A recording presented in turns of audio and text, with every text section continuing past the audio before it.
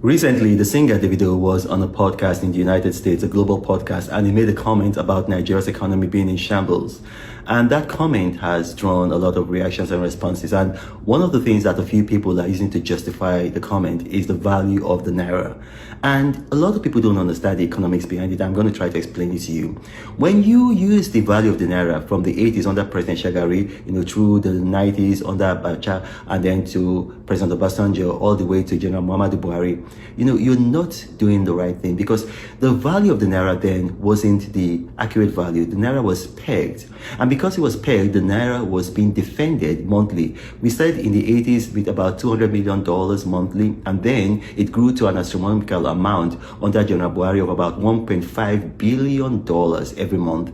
So basically, we were subsidizing the Naira. So all of that cheap dollars that we were getting is because the Central Bank of Nigeria was subsidizing the Naira.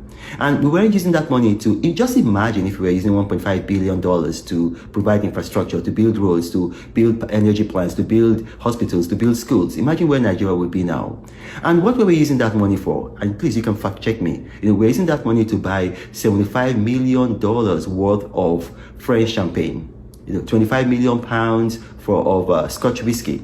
We're spending the money on human hair. Women were spending about $200 million on human hair because the dollar was cheap. And what was happening is that people were not in manufacturing in Nigeria, so it was just cheaper to import. Things that we could make in Nigeria, like tomato paste, toothpick, pizza, even spring water, we were importing them. And so what the Tinubu administration has done is to stop that subsidy and to allow the Naira float. So what we now have is a floated currency. Basically, a floated currency is that it is governed by the laws of demand and supply. So that's why the currency just suddenly devalued. It's not because of bad governance. It's actually a good thing. Now, you see what's happening because of that. Nigerians can no longer afford a lot of imported things. And what's the result of that? We're now producing and manufacturing those things in Nigeria. The Dangote tomato paste factory has now come back up in Kano. Why? Because we can no longer afford to import tomato paste from Italy. And so it's now affordable to manufacture in Nigeria and a number of other things. And that's why if you look at the NBS data, our GDP for the third quarter of 2024 was 4.36, higher than most countries. The United States had a GDP of the same period of 2.8. And then unemployment has reduced. According to NBS, unemployment in the second quarter is now 4.2. It's because of this. You got to understand that there is historical, precedence for this.